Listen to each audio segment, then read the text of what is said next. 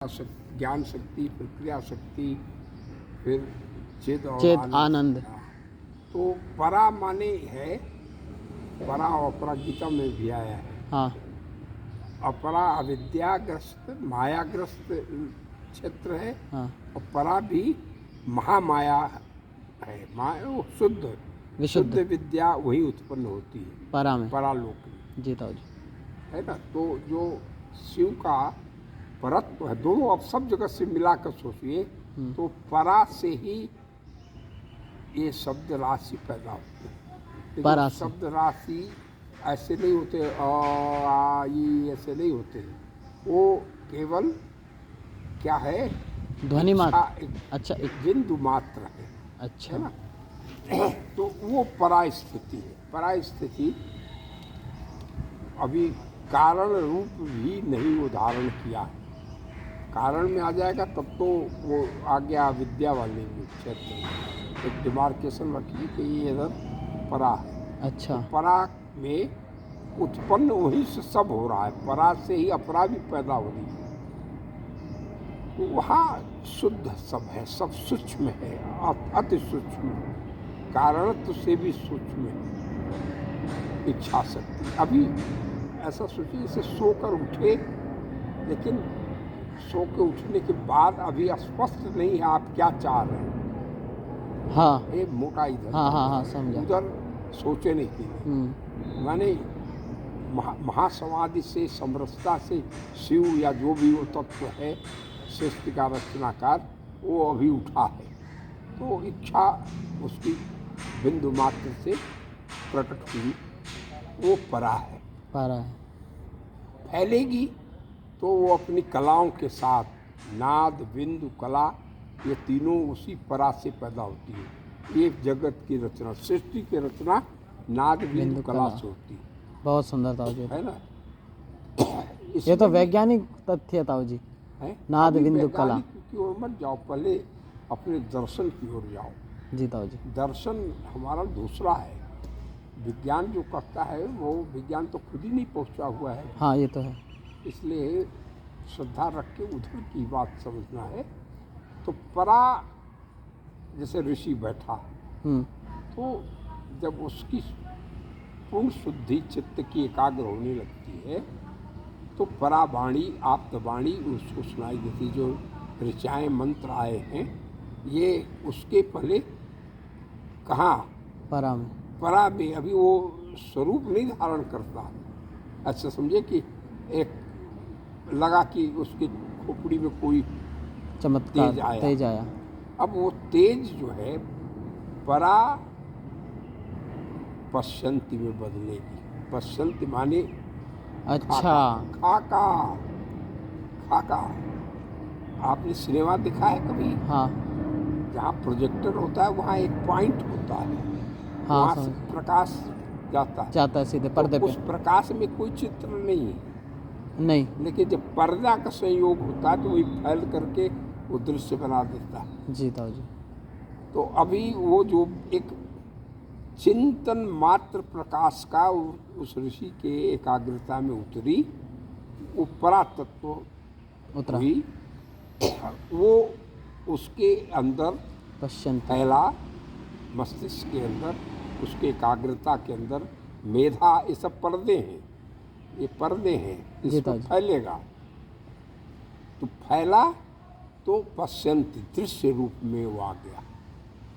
ये मंत्र दृष्टारा। अच्छा इसीलिए मंत्र दृष्टारा।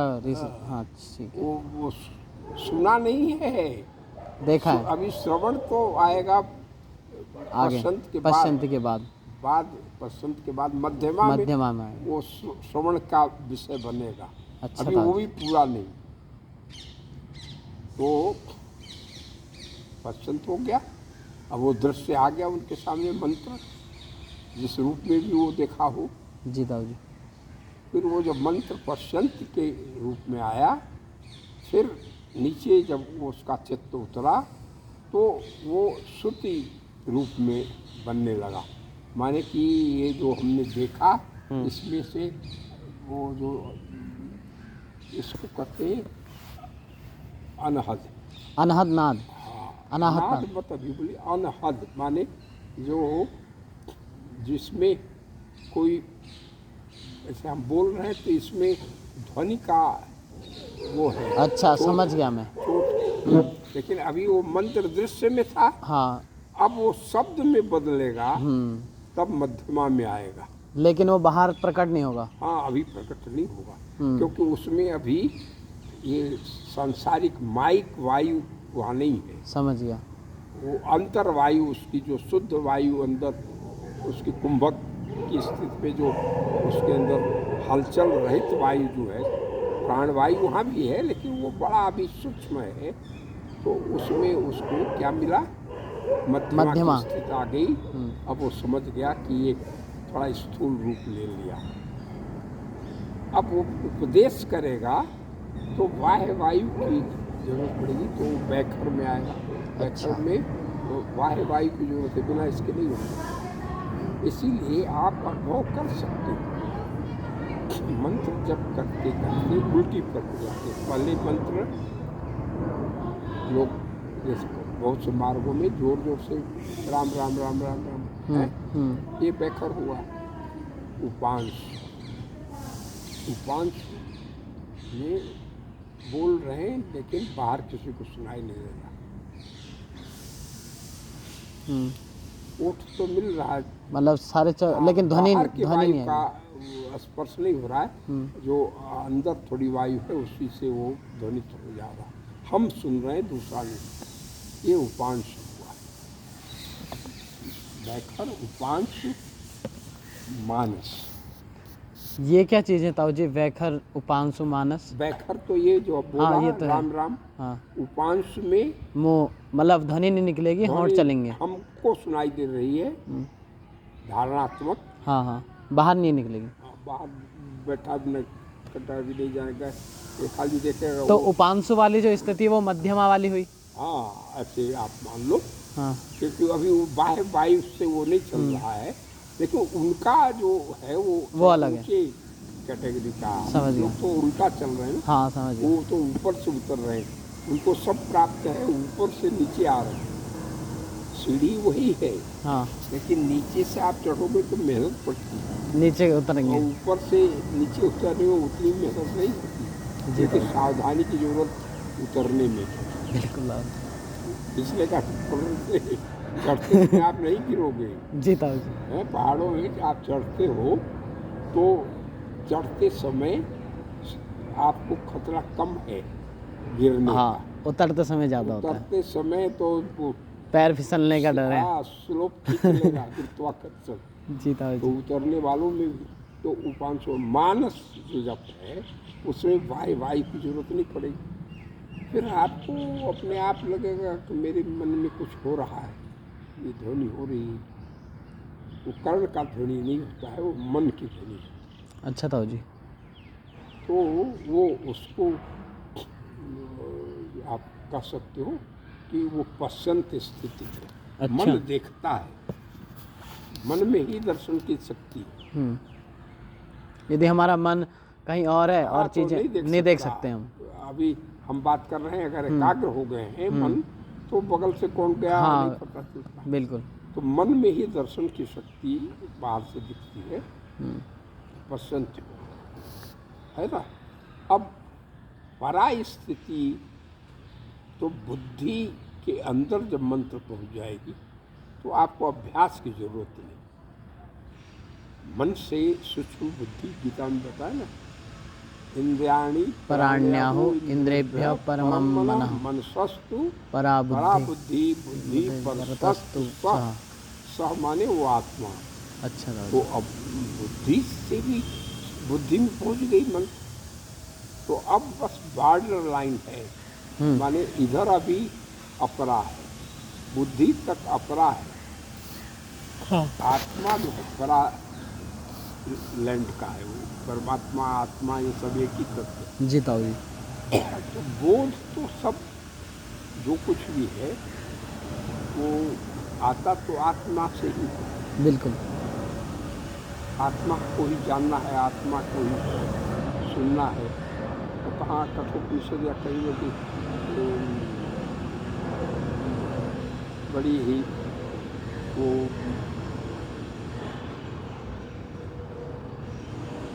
शोक मेरे को सब भूल गया। मुझे बस भाव रखता है कि विलक्षणता से वो सुनता है, विलक्षणता से उस आत्मा को देखता है, मैंने आश्चर्यचकित रूप से उस तत्व को जानता है। हाँ, तो बुद्धि अभी दूर है आत्मा से, तब वो ये सब आश्चर्यचकित होगी।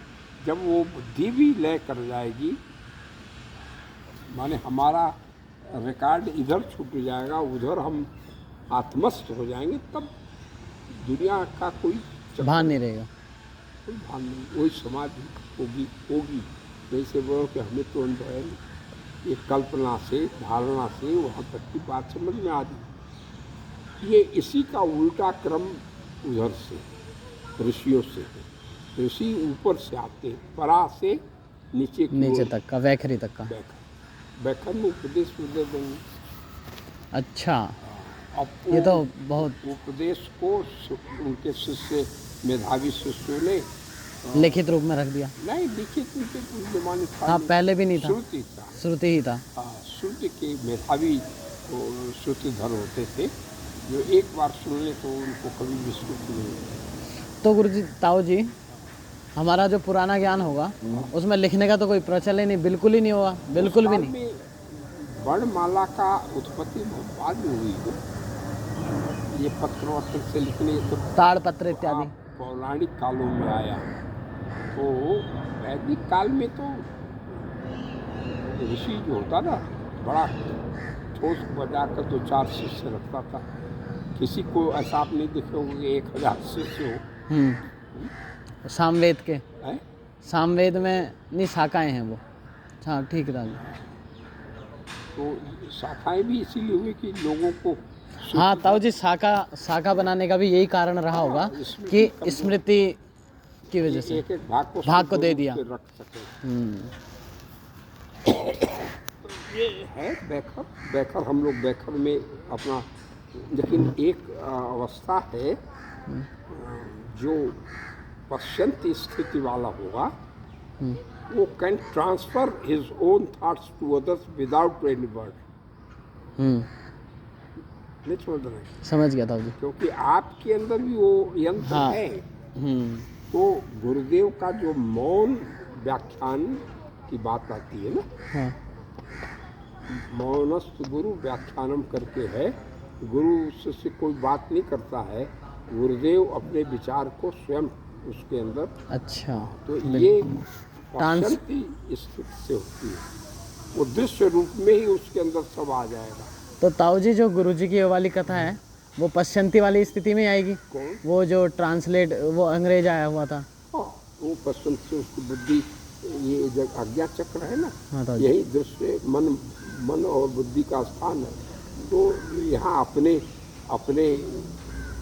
पावर से वो अपने विचार को हाँ संक्रमित कर देंगे, उसको दिख जाएगा।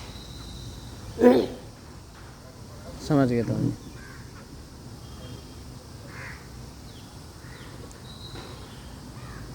भारतीय दर्शन में ताऊ जी अलग अलग विचित्रताएं प्राप्त होती हैं। विचित्रताएं नहीं है, शब्द अलग अलग काल हाँ, में गढ़ा गया, लेकिन लास्ट में जाके एक ही जगह पहुंचते हैं। हाँ, अलग अलग ऋषि हैं। तो जब वो व्यक्त जो करते हैं वो कब करते हैं?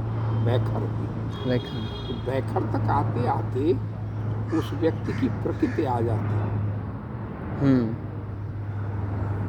समाधि में किसी की कोई प्रकृति, जैसे आप यहाँ सोचो 3 आदमी सोए हुए हैं प्रगाढ़ निद्रा में, कोई अनजाना जो उनको नहीं जानता आएगा तो नहीं जानेगा कि ये विद्वान है, ये अपढ़ है, ये गुस्से वाला है, ऐसा नहीं, वो सोए में नहीं जान सकता हूँ। जी ताऊ जी। जब वो उठेगा, जागृत होगा, तब उसके हाव भाव से जानेगा कि ये ऐसा है, बातचीत से जानेगा।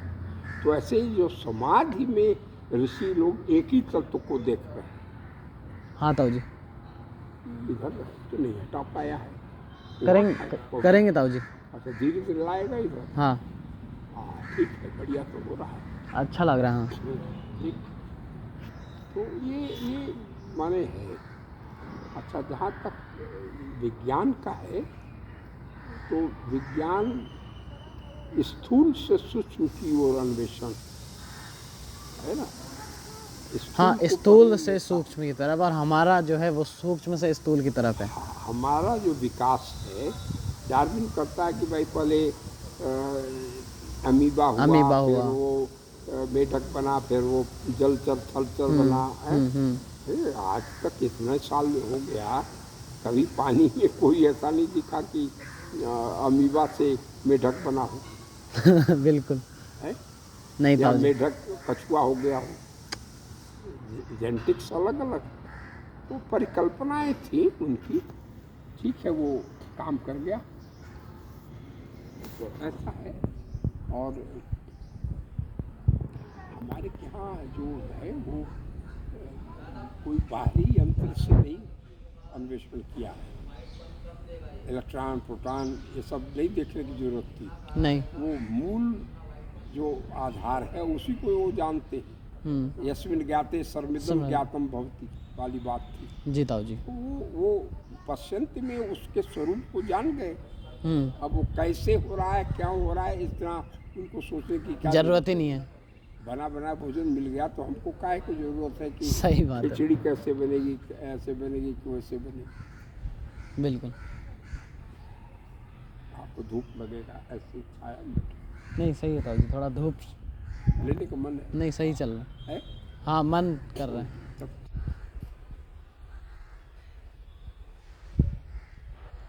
जो कुछ भी है ना, गुरुदेव की चिंतना करो, अपने आप आपको तत्व का ज्ञान अंदर से होने लगेगा, है ना। हम लोगों को, हम तो भाई, तुम्हारा तो 4th फर्स्ट क्लास है, मैं तो 3rd डिवीजन हाई स्कूल। अरे नहीं ताऊ जी, इससे कुछ फर्क नहीं पड़ता। गुरुदेव के सानिध्य में आने के बाद हाँ, ये तो है, बुद्धि का, ये तो बात सच है। उन्होंने कहा विद्वान बनो, विद्वान हो जाएगा आदमी। जी ताऊ जी, परिवर्तन तो आया है। तो ये मनुष्य नहीं समझो, ये तो सबके मालिक। जी ताऊ जी। ये बड़ा भाग्य है, कुछ संस्कार पूर्व जन्म से। तब आप कैसे यहाँ आए? आपने राहुल देखा होगा, राहुल। हाँ, राहुल को मैं जानता तो वो हमारे साथ ही था वहाँ पे हूँ। कहाँ? कॉलेज में। संस्कृत में? हाँ, जब आप बीए कर रहे थे? तब हाँ, जब मैं बीए कर रहा था। अच्छा। तो मेरा 2nd सेमेस्टर चल रहा था। तो उसने बोला मैं आश्रम में रहता हूँ और योग सिखाया जाता है वहाँ पे।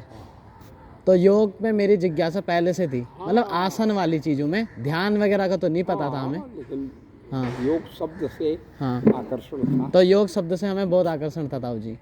तो वहाँ पे एक ऑप्शनल सब्जेक्ट होता था, उसमें भी मैंने योग ही लिया था, योग विज्ञान। तो राहुल ने ये बोला कि वहाँ पे ध्यान वगैरह भी होता है और शुद्ध सात्विक भोजन वगैरह की व्यवस्था होती है। तो मैंने बोला एक दिन सैटरडे को हमारी छुट्टी होती है, तो सैटरडे को चलेंगे राहुल भाई। तो मैं आया गेट के अंदर। किस सन में? ये 2018 का लास्ट महीना होगा। तो ताऊ जी उस समय जैसे गेट के अंदर आया, कोई विचार भी नहीं हुआ कहाँ रहेंगे नहीं रहेंगे, लेकिन मैंने ये सोच लिया कि रहूँगा ही। ये फिर गुरुजी से मिला, फिर गुरुजी ने अपने बारे में बताया ये सब। तो फिर मैं, पापा लोग कह रहे थे कि 2-3 महलें देख ले, यदि तुझे अच्छा लगता है तो, मतलब पापा लोग यही कह रहे थे कि तू अपने हिसाब से देख ले, तुझे अच्छा लगेगा। भाई इतनी दूर आप हो हाँ, घर से, तो निर्णय भी तो लेना। हाँ, मुझे लेना था। तो वहाँ पे कमरा भी चल रहा था उसका 1-2 महीने। मैंने सोचा आश्रम में सेटल हो पाऊँगा कि नहीं हो पाऊँगा। तो फिर मेरे विषय की बातें होती थी ज्ञान की, तो फिर तो मुझे ऐसा लगा कि यहाँ से तो मुझे बहुत कुछ मिल सकता है। कुछ मिलना तो खींचते हैं प्रभु, हाँ खींचते हैं ताऊ जी। अपने बच्चों को, है ना। बच्चों को भाई देखो, हम लोगों को पीछे का ज्ञान नहीं, आगे का 2 मिनट का पहले आगे क्या हो रहा है नहीं पता, लेकिन वो तो विश्व के नियम हैं। जी ताऊ जी। तो उनको पता है कि